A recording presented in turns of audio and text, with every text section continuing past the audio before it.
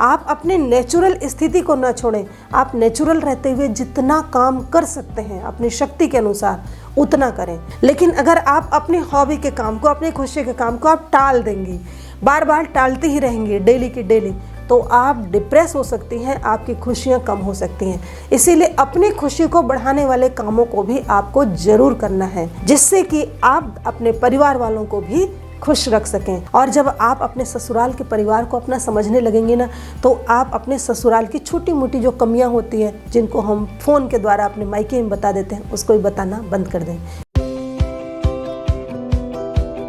और जो तीसरा पॉइंट है वो है अपने हॉबी के, अपने खुशी के कामों को आप ज़रूर करें। चाहे आप हफ्ते में, चाहे आप डेली बेस पे अपने जो खुशी के काम होते हैं उनको आप ज़रूर करें। जैसे आप वर्किंग वुमेन हैं और वर्किंग वुमेन की लाइफ ऐसी होती है कि घर और ऑफिस को मैनेज करना बड़ा कठिन होता है कई बार।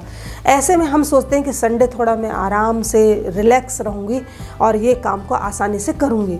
लेकिन कई बार ऐसा होता है कि परिवार में जब आप रहते हैं तो आराम करने का टाइम आपको नहीं मिल पाता।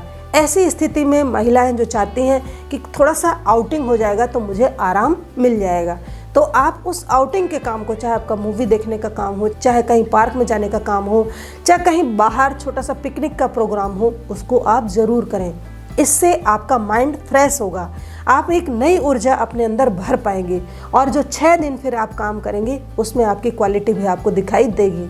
लेकिन अगर आप अपनी हॉबी के काम को, अपनी खुशी के काम को आप टाल देंगी, बार बार टालती ही रहेंगी डेली की डेली, तो आप डिप्रेस हो सकती हैं, आपकी खुशियाँ कम हो सकती हैं। इसीलिए अपनी खुशी को बढ़ाने वाले कामों को भी आपको ज़रूर करना है, जिससे कि आप अपने परिवार वालों को भी खुश रख सकें। अगर आप ऐसा नहीं करेंगी तो इससे आपकी खुशी कम होगी, और जब आप ही खुश नहीं रहेंगे तो अपने परिवार वालों को आप कहाँ से खुश रख सकेंगे।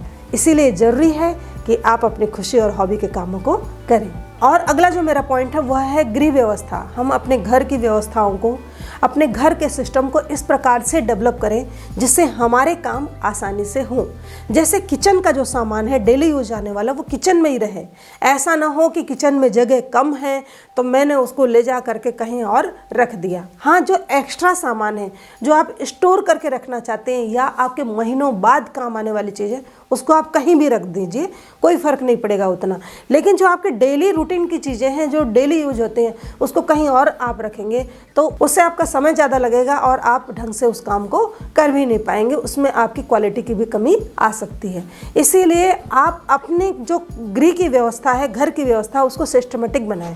उसके लिए सबसे पहले मैं आपको ये कहना चाहूँगी, किचन का सामान किचन में रखें, बेडरूम का सामान बेडरूम में रखें, स्टोर रूम का सामान स्टोर रूम में रखें।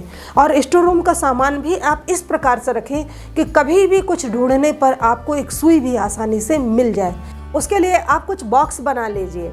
वो बॉक्स आपके प्लास्टिक के हो सकते हैं या कागज़ के भी बॉक्स मार्केट में आसानी से मिल जाते हैं।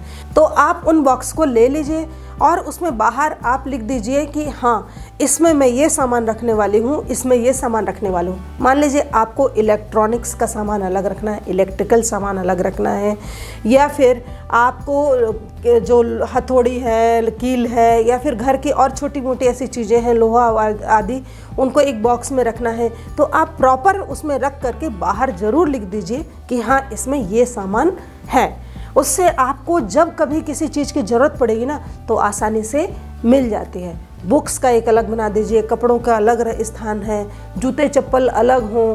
आपके छोटे मोटे घर के जो सामान होते हैं ना, कई बार टेप नहीं मिल रहा है, कई बार सुई नहीं मिल रही है, कई बार सेल नहीं मिल रहा है, ये सब चीज़ें मिलती नहीं है।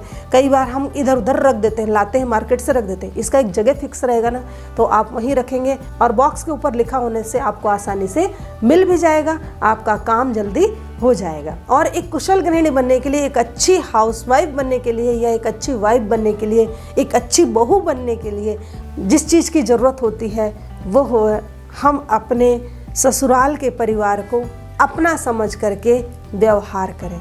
अपना समझ करके, हाँ मतलब ये मेरा परिवार है, ये मेरे भाई का परिवार नहीं है, मेरी बहन का परिवार नहीं है, मेरी माँ का या मेरे पिताजी का ये परिवार नहीं है, ये परिवार मेरा है, इसकी जिम्मेदारी मेरी है। इनको मैं ज़्यादा से ज़्यादा खुशी देने की कोशिश करूँगी, मेरे कारण इनके जीवन में कोई कष्ट न हो, ऐसा मैं पूरा का पूरा प्रयास करूँगी।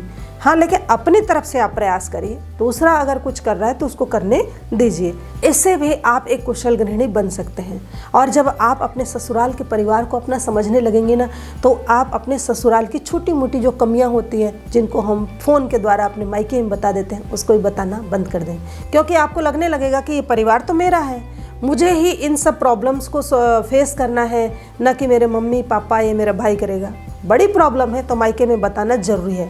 लेकिन अगर छोटी मोटी चीज़ें हैं, व्यवहारिक समस्याएं हैं, बिहेव की प्रॉब्लम है, तो उनको बताएंगे अगर आप मायके में, तो उससे आपके मायके वाले, आप बताते तो इतना सा है, लेकिन आपके मायके वालों को लगता है इतनी बड़ी प्रॉब्लम है मेरी बेटी के साथ, मैं उसके ससुराल वाले अन्याय कर रहे हैं, अत्याचार कर रहे हैं। क्योंकि माँ बाप तो माँ बाप होते हैं। इसीलिए आप प्रयास ये करें कि अपने घर की जो भी प्रॉब्लम है, जो भी समस्याएं हैं, उसको आप खुद सॉल्व करें।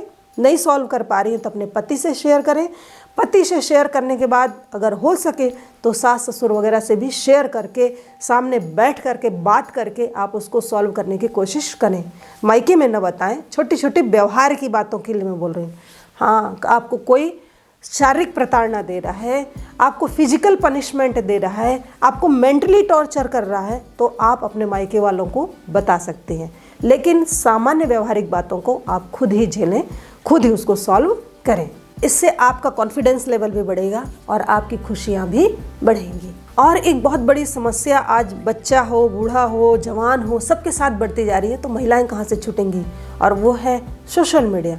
तो सोशल मीडिया का आप कम से कम इस्तेमाल करें। ये सोशल मीडिया एक ऐसी चीज़ है कि कई बार इसके कारण हमारे कुछ ज़रूरी काम भी छूट जाते हैं, तो ऐसा ना हो, इसीलिए इसका एक टाइम फिक्स कर दें कि मुझे इस समय सोशल मीडिया का यूज़ करना है, इसके अलावा मुझे नहीं करना है। तो उससे आप अनावश्यक जो सोशल मीडिया में समय बिताती हैं, उससे आप बच जाएंगी और आपका काम भी आप समय से कर पाएंगे और आपका टेंशन भी नहीं बढ़ेगा। नहीं तो अगर आप फ़ोन में लगे रहते हैं ना, मैंने कई घरों में देखा है कि बहुएं जो है खाना बनाते बनाते भी ऐसे फ़ोन लेकर के बैठे रहती हैं, या खाना बनाते बनाते भी उनका फ़ोन चलता रहता है, जिसमें कई बार नमक की, मिर्च की, किसी की चीज़ की ज़्यादा डलने की संभावना भी होती है।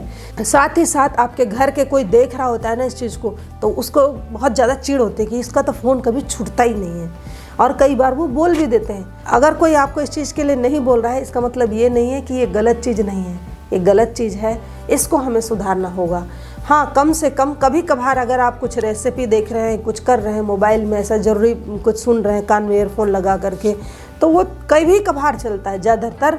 लेकिन अगर आप दिन भर मोबाइल लेकर के बैठे रहेंगे और फिर खाना बनाते समय भी आप मोबाइल यूज करते रहेंगे, तो जो सामने वाला देखने वाला रहता है ना, उसके मन में भी चिड़चिड़ाहट आती है, और हो सकता है वो चिड़चिड़ाहट वहाँ ना निकले, लेकिन कहीं और वो फिर अपने फ्रस्ट्रेशन को वो निकालेगा। इसलिए प्रयास करें, सोशल मीडिया का टाइम आप फिक्स रखें। खाना बनाते समय या जो काम आप कर रहे हैं उस समय आप उसी काम को करें, मोबाइल का, सोशल मीडिया का यूज़ कम करें। और कुशल गृहिणी बनने के लिए एक पॉइंट और बहुत ज़रूरी है कि हमें ना अपने घर की जो व्यवस्थाएं होती हैं, घर के जो सिस्टम होते हैं, वो कई बार दूसरों को देख देख करके भी सीखना पड़ता है।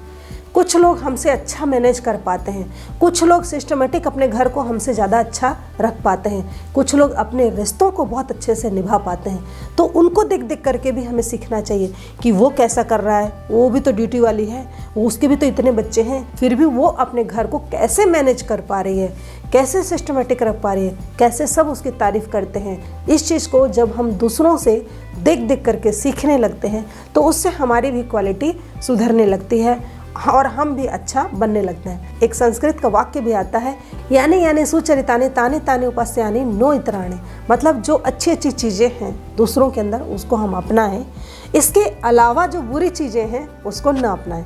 इसीलिए आप प्रयास करें, आप दूसरों से सीखें।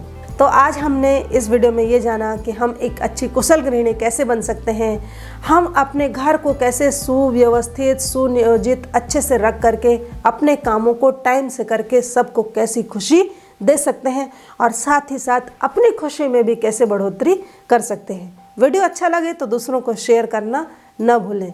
मिलते हैं नई नई जानकारियों के साथ अपने अगले वीडियो में। तब तक के लिए आप सभी को नमस्ते जी।